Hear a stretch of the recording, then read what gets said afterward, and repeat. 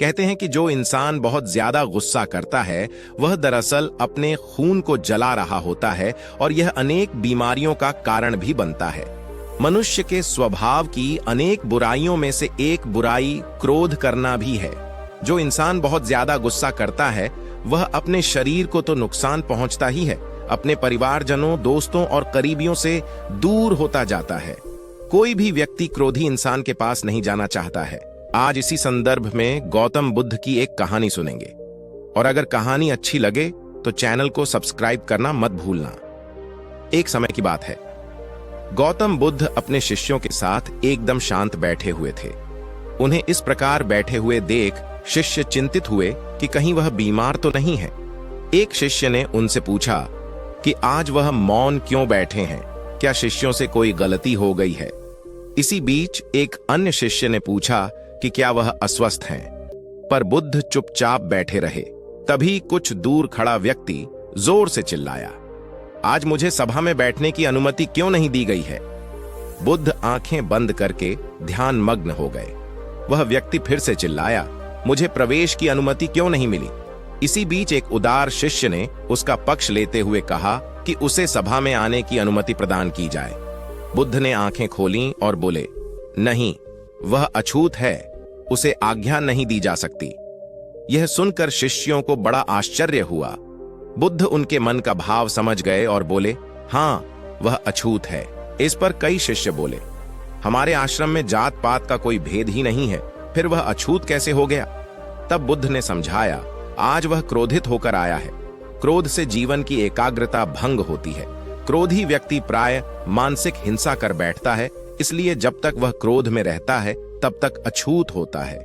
इसलिए उसे कुछ समय एकांत में खड़े रहना चाहिए। क्रोधित शिष्य भी बुद्ध की बातें सुन रहा था। पश्चाताप की अग्नि में तपकर वह समझ चुका था कि अहिंसा ही मनुष्य का महान कर्तव्य व परम धर्म है। वह बुद्ध के चरणों में गिर पड़ा और कभी क्रोध न करने का प्रण लिया। कहानी का आशय यह है कि क्रोध के कारण व्यक्ति अनर्थ कर बैठता है और पश्चाताप उसे बाद में होता है, जिसका कोई लाभ नहीं मिलता।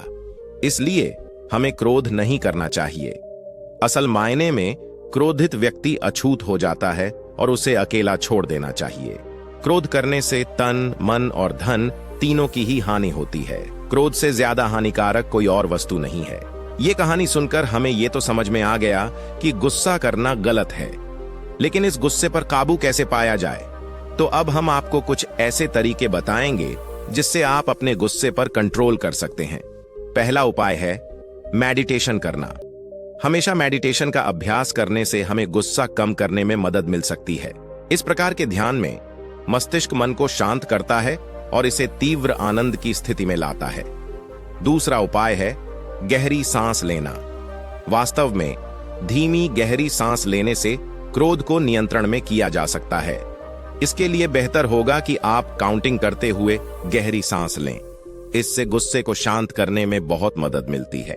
इसके अलावा आप सुदर्शन क्रिया और बॉक्स ब्रीथिंग का अभ्यास करना सीख सकते हैं। तीसरा उपाय है दौड़ना। अब अगर गुस्सा आ ही गया तो क्या करें? जब गुस्सा आ ही जाए तो चुपचाप घर से बाहर निकलकर 1-2 किलोमीटर की दौड़ लगा दें। इससे आपका शरीर पसीने से भीग जाएगा। पसीना निकलने से हमारे शरीर में डोपामाइन हार्मोन निकलता है, जो हमें अच्छा फील कराता है। इन उपायों को अपने जीवन में अपनाकर देखिए। आपकी गुस्सा करने की आदत थोड़े ही दिनों में खत्म हो जाएगी।